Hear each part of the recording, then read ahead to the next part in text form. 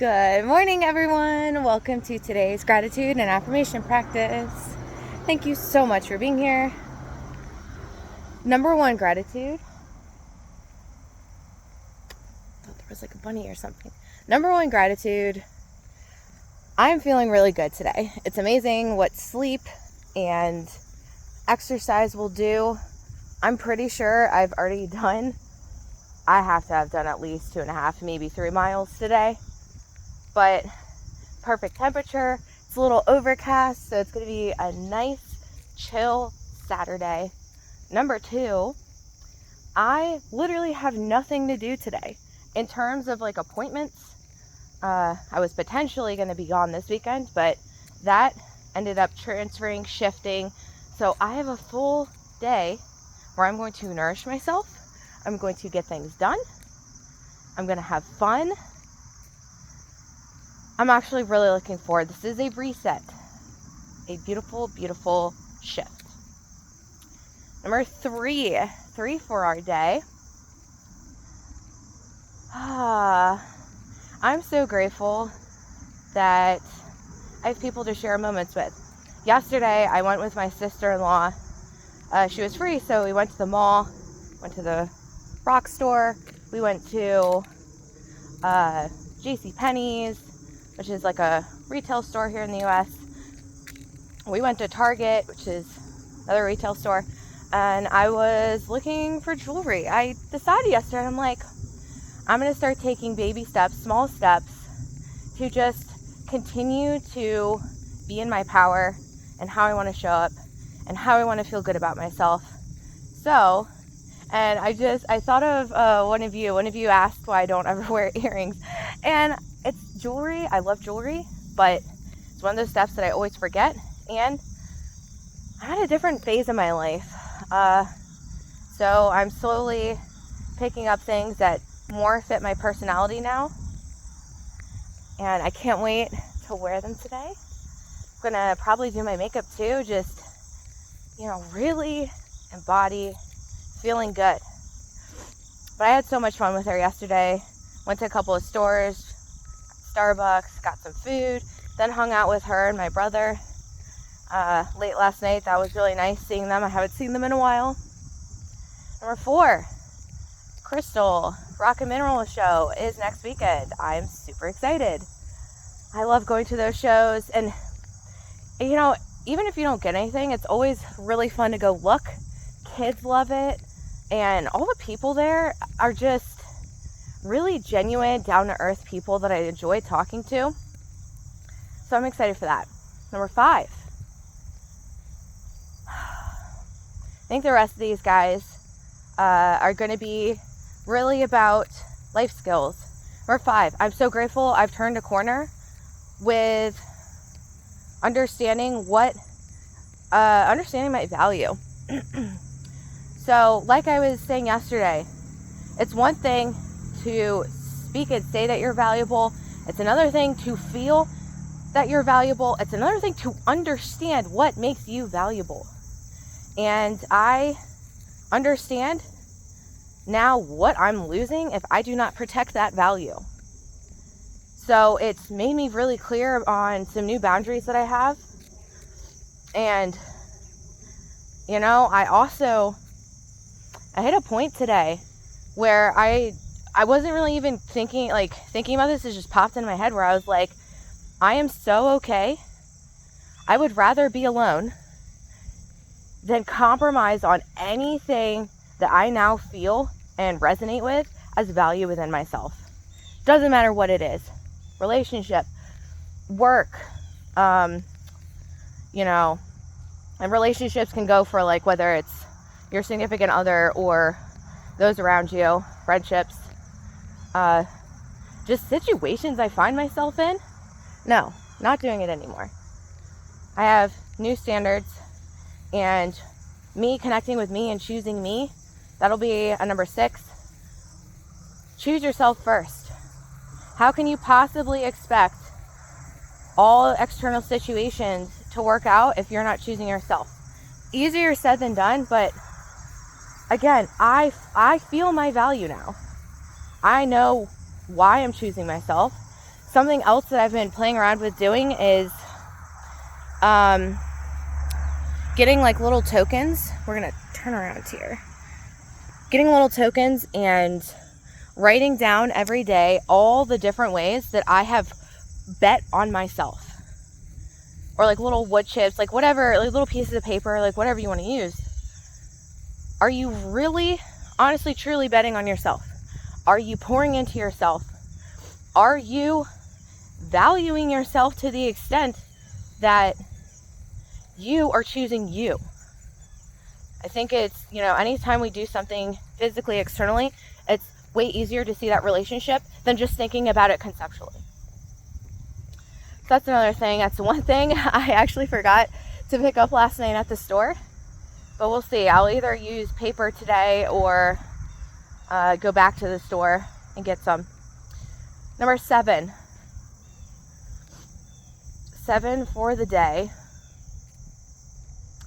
I'm grateful I now realize any type of energy can be utilized for my good, and I can absorb, transmute any type of energy. What do I mean by that?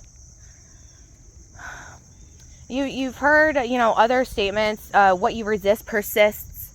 What you are pushing away is a blocker to what you actually want. In the healing journey, we are very good at absorbing stuff into us, situations, feelings, anything that's not ours, and then it becomes ours. It's now filling up our internal environment. This goes back to what I was saying yesterday, where if you are porous to the outside world, if you do not have good boundaries for yourself and keep all of that external, you're going to have a way harder time, because now you're fighting the internal and external battle. But we are very good at absorbing stuff. We are not good at understanding that anything comes in can be transferred to something that is beneficial for us and released. I am still working on the release part, because that is something that I was not taught growing up, of how to fully release, work through, absorb, see without judgment stuff that's within my internal environment, and then allow it to be transferred to something else.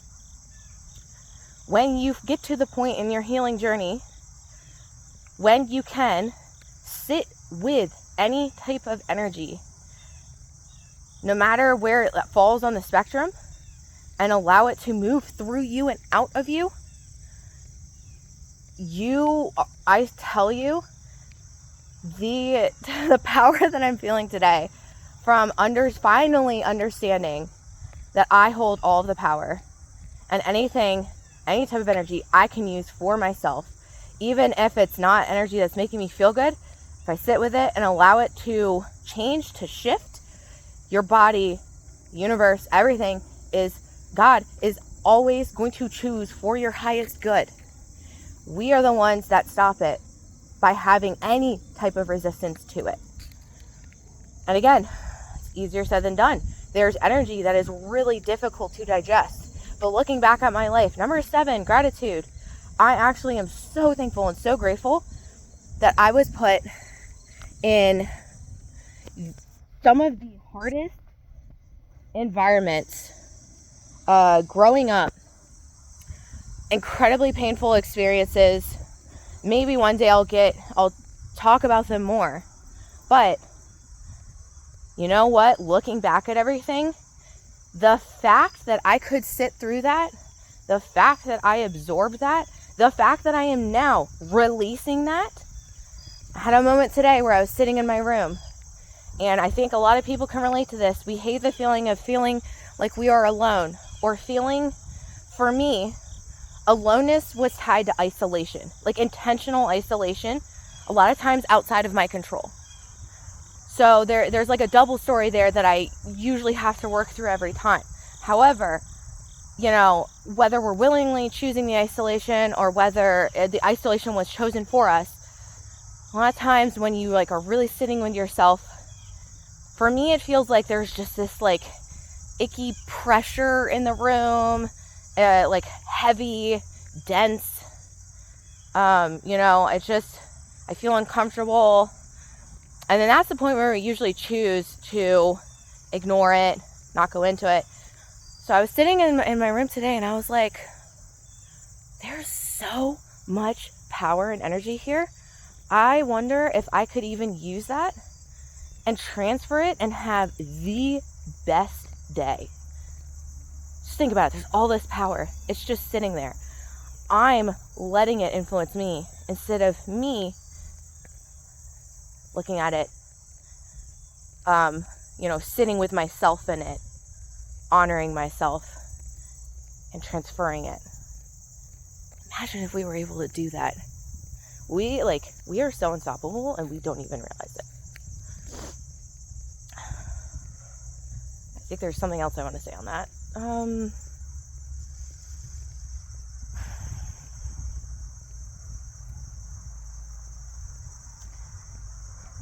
Cute dog.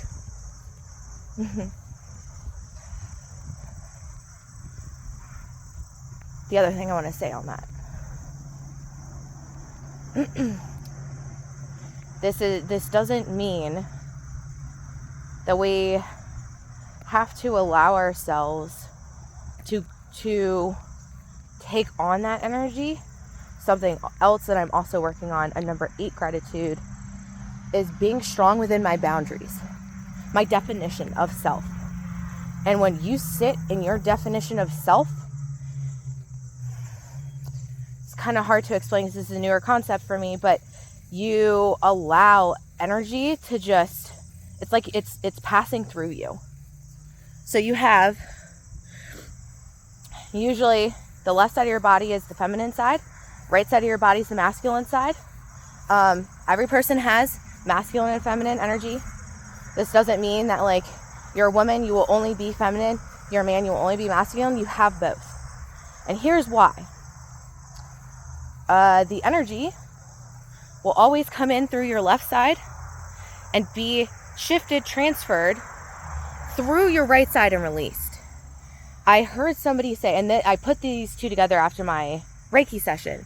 So with my Reiki session, I literally felt this where my heart was in such a freeze state because of everything that I had gone through in life. And I think just with a recent trauma, that I felt all that energy shift from my left side through to my right, and then it kind of got stuck. And that's when I realized, oh my God, like your right side is for release, and I've just never been taught that skill set, so I'm like practicing it, right?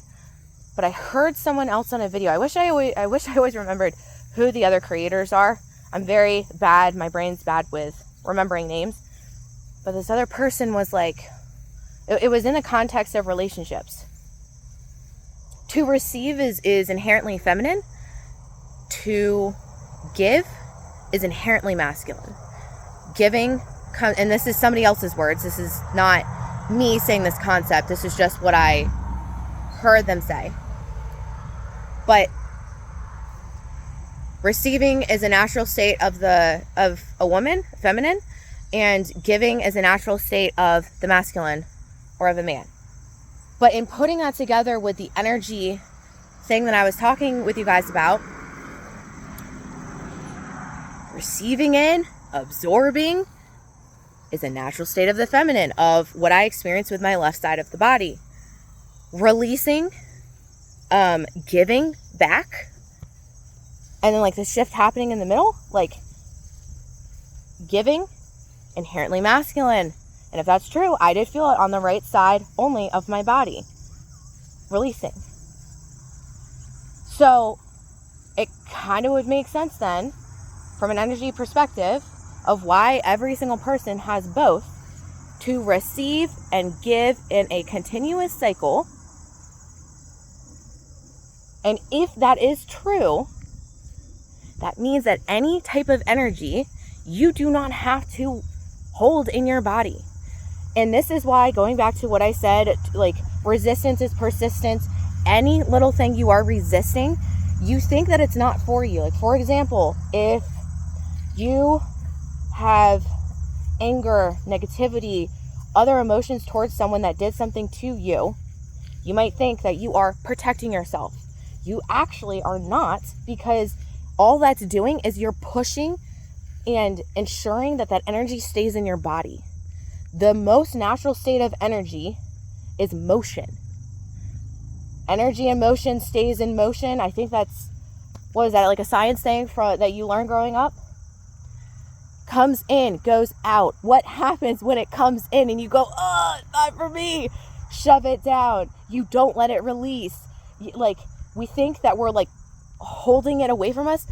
Let me tell you, if you have internalized it, if it is an emotion in your body, you are only resisting its transmutance and release.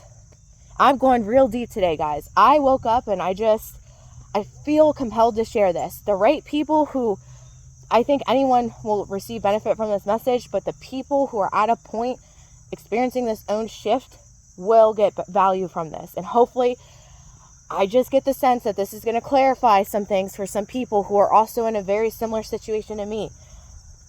But all these concepts are coming together.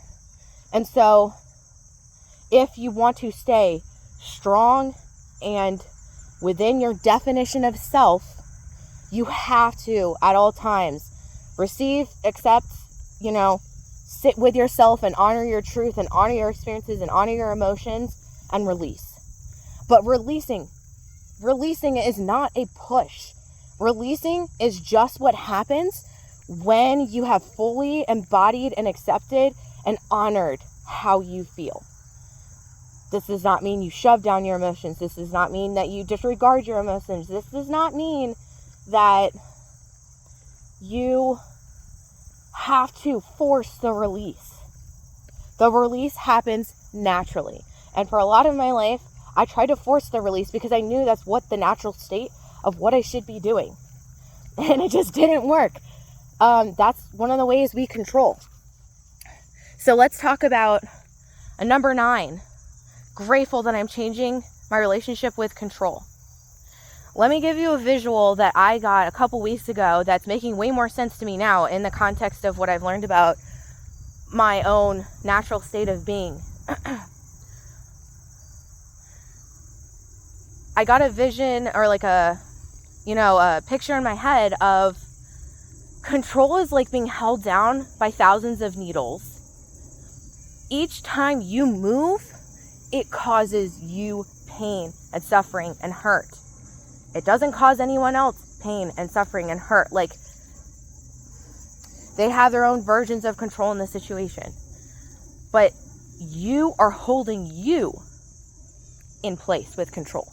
You are not holding anything else external in control. There's a good way to express this in an external example. If you try to use punishment to get a response, if you are not there, the action is not going to happen. This is why, like, punishing kids, you think that it works because the kids, depending on the punishment, are obeying when you're there. What happens when you're not there? Are they going to actually do the action? Probably not.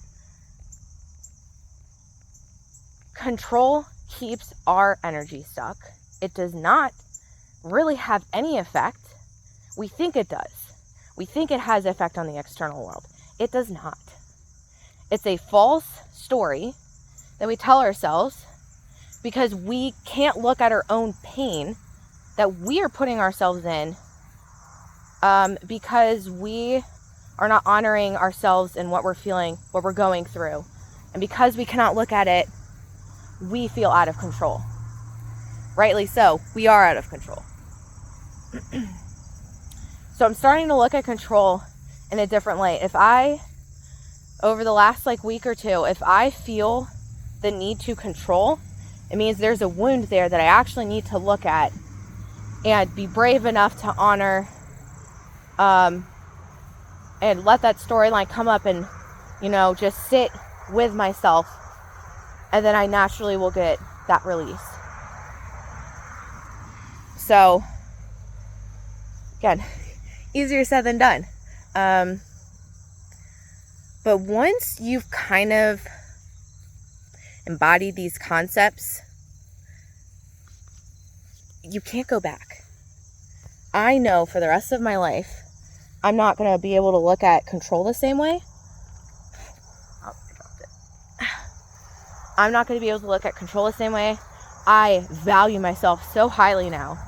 And I can say that and I feel the truth in those words. Versus like, my brain knows that, but my body doesn't agree with it. I'm not willing to compromise. I have clarity in who I am, what defines me, why I'm valuable. The other thing too, like I can sit and this will be, I think, a number 10 to round us out today. I can sit and be in my peace, or like emotional shifts. If something comes up, the more I am able to look at that with clarity for myself, the quicker it gets released and I'm back to a state, my natural state of peace, joy, calm. The other thing too, what is this worth to you? When we do not have the full healing process, you know, we might be doing tools for ourselves to manage. We might sometimes release stuff. But if we have other storylines that are stronger than our value, than our peace, than our joy, if that's entangled with beliefs of like, it's only going to be like this, or I can't, here's usually, I think, the storyline.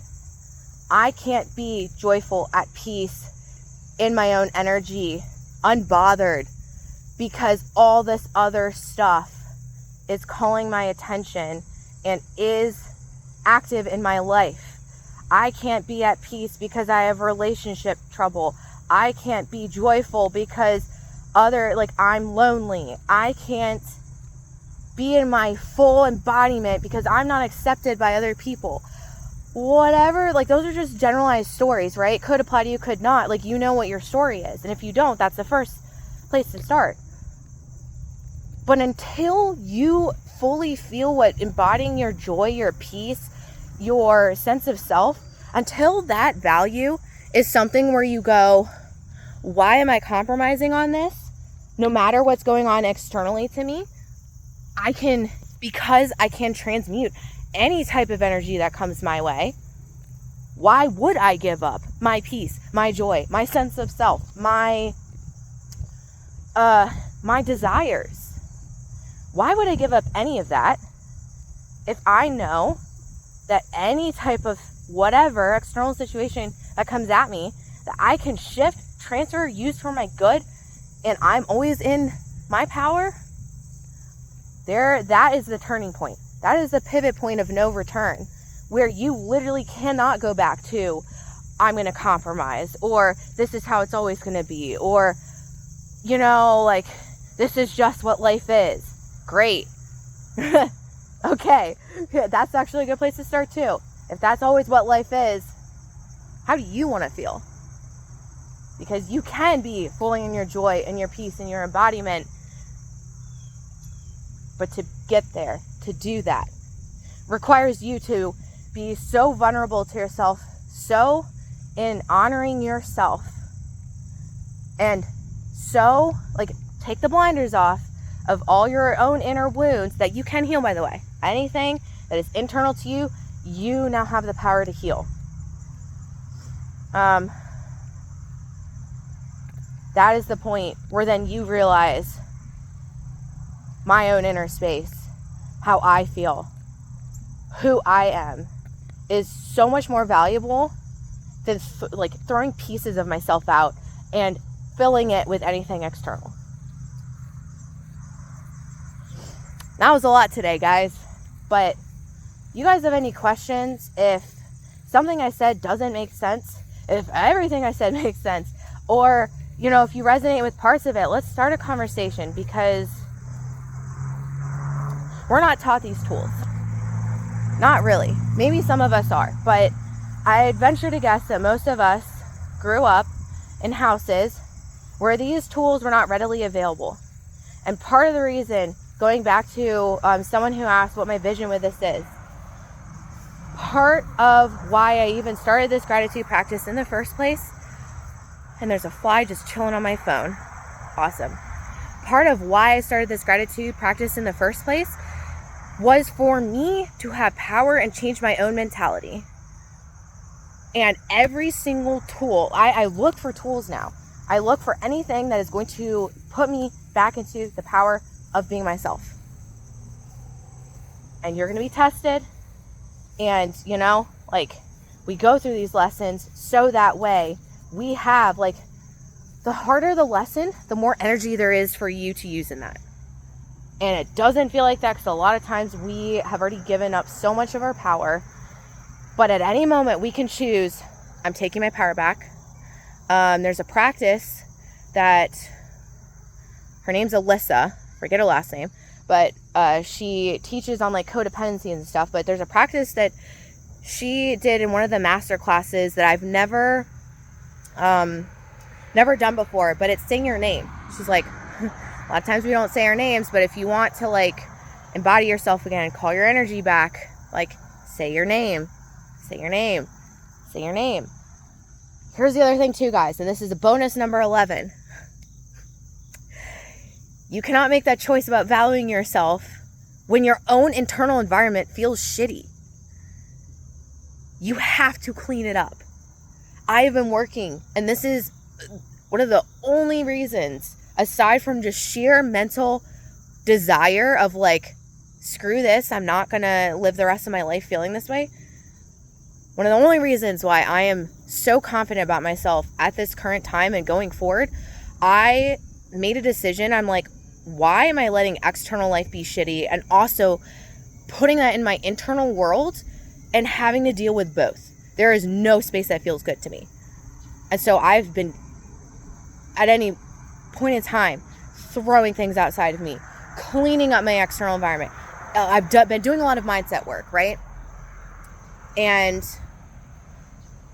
mindset is your most powerful tool, but you actually have to make the decision to accept your own power again,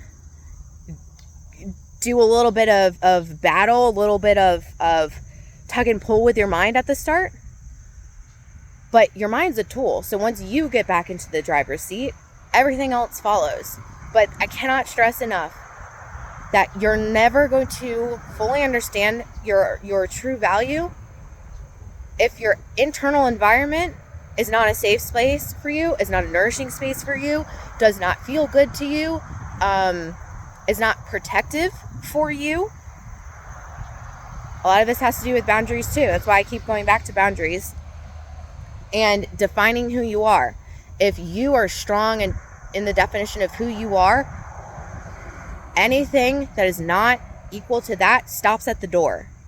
But that requires you to have strong boundaries. That requires you to actually get in the boat with yourself, take up the bucket, and start sloshing the mud over the side of the boat that you have capsized by not having strong boundaries, by letting the external world influence your internal, by not being in your own power. And none of this, I'm saying none of this to shame anyone, to judge anyone, to make anyone feel bad about themselves. This is the life journey. This is the growth journey. And at some point, we judge ourselves, we shame ourselves, we guilt ourselves, we devalue ourselves enough that anyone else gets to walk in the door. So when I'm saying all of this to you, I am so fired up right now. I'm so passionate about this because of how good I feel and how strong and how powerful and how I know that this is a turning point in my life, that I am walking forward into greatness now. I'm walking forward into all of my blessings. I'm walking forward no matter what happens in life. I feel so secure in myself. And that is what I just want for every single person to experience in this life. But it starts with being brave enough to sit in all of that and stare down all the lies you've been telling yourself, all the lies you've internalized, all, everything that is icky and makes you feel shame and guilt and where you're not worthy and not enough. So recognize that anything that's making you feel like that, even if it's external, is actually you just versus you inside. When you get to a point where you've cleaned up your internal space, and if the boat's kind of hard as a visual, your inside's a house. What does your home look like? Is it dusty? Does it have dirt everywhere? Is it unclean? Is it dark? Does it not have windows? Are you not alive in there? Is there anything else alive in there?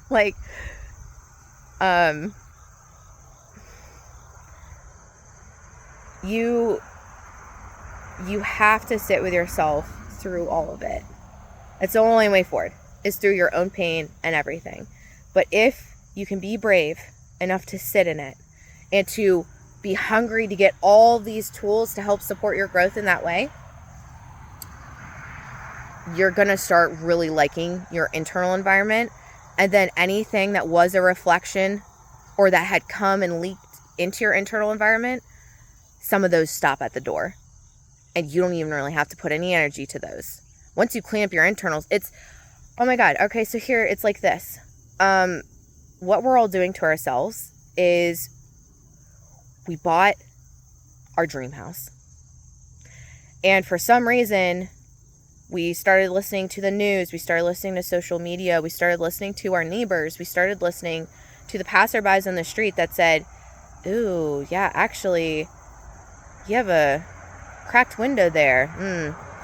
Better fix it. Oh, yeah, but your door's kind of messed up. Oh, your house is not the right shade of color. Oh, yeah, but you don't really have a lot of land, do you? And every time we listen to anything external, we look back and we go, oh, yeah, I guess I didn't notice that when I bought the house, even if it's not actually there. And then eventually we start listening to people and situations and things where we're like, we degrade and devalue our house so much that it actually looks like the worst place to live. But we haven't left, but we've let people off the street come and live in it. We've let a car crash into the side of it. We've allowed wild animals to just trample through the house. We don't care that our loved ones have come to live there and have no respect for the house and have just, destroyed the sofa and have left dirty dishes everywhere.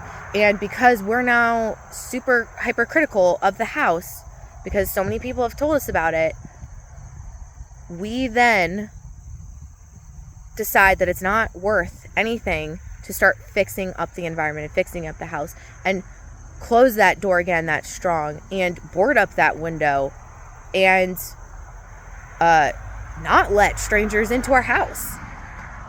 We don't need to let anyone into our internal house environment to have relationships with people, guys. Like, somehow, some way, we've been taught that to love is to not have boundaries with people. To love is to allow people into our internal environments. And so that's what you have to do. But in order, if anyone's ever seen those hoarding shows where you look at the environments and you go, oh my gosh, like, I could never live like that. I don't know how they could let it get that bad. Aren't they aware of what the environment's like? Yes, and yes. Like, in some form or fashion, we are all living like that. And that person who's in that environment is also very much aware of it.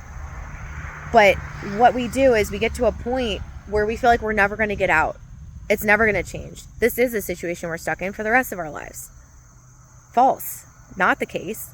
But in all these scenarios, what it requires is it requires you to be so brave to actually look at that environment without judgment.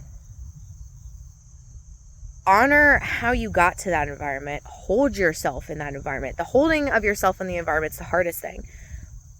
But then you actually start to care again. You actually start to have more care. And not just care, you actually start to think of that environment as beautiful. You start to think of that environment as worthy. You start to think of that environment as a home. And each decision you make in life is either going to detriment the home or nourish the home. And there's going to be a tipping point if you go on this journey long enough where you realize, no, I bought this house for a reason. This is actually where I want to live. And you're not welcome anymore. I can't help the fact that you're outside my house, but you're never coming in again. And that's actually very loving for the things that, not only to ourselves, but loving for the things that we decide are no longer for us. Because they have their own healing journeys as well. So, I'm going to wait till this car passes.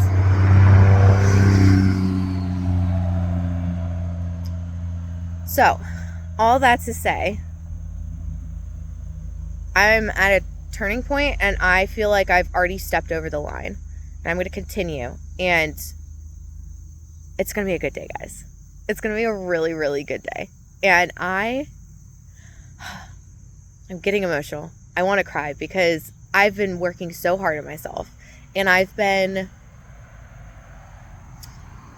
through a lot of stuff in life. But now I get to decide how I'm going to utilize every single one of those situations. And I feel so much better in my internal environment. So, I'm rooting for you guys. I love you all. And I hope that this was helpful. Take what's relevant for you. Leave what's not. You know, we're all on our own healing journeys, but anything you guys want to learn about, any tools, anything that you're struggling with that I can help by discussing, give a message, share my own experiences, very happy to do so. But anyways, I love you guys. So let's do the affirmations.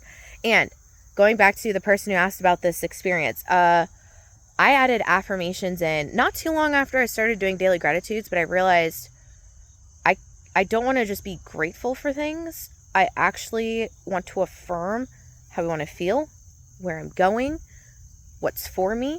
And so that's where affirmations come in. It's speaking for you as a person. Okay, so, and our words are power, guys. Our thoughts, our words, our actions, all power. Okay, so the affirmations of the day. Number 1, as always, so blessed. I am divinely guided and supported. I can ask for help whenever I need it. I humbly ask for help today. Number 2, I love myself deeply, fully, and completely. Number 3, miracles are a common occurrence. They can be seen throughout my day. I love to see them. Number 4, I am healed and healthy. Anything I'm currently experiencing has a solution that I am already working towards. Number 5, I lean deep into nourishment and healing of self. Number 6, anything I desire in life is already currently present in my present reality. Number 7, my life is fun, easy, and flowing. Number 8, I have no stressors, no problems in life, and I am fully in my power. I am freaking powerful, and I am powerfully showing up and honoring myself in my day. Number 8, I have infinite possibilities, and I'm going to choose what is most fun, exciting, nourishing, and loving for this current point in my life. Number 9, I have all the time that I need today. And 10 for the day. What a beautiful, amazing day to be alive. Let's claim the day, our accomplishments, what we want to do, how we want to be, see, feel, hear, show up, experience. And let's honor the fact that at any given moment, we have the power to choose and create and make something different. That is all for today, guys. I love you all so much. I'll answer all the comments today. Hope you guys are having a fabulous day. Thank you so much for being here. I honor you guys in your healing journey, and I honor myself. And together, collectively, we're building a more beautiful world. That is all, guys. Love you. I'll talk to you tomorrow.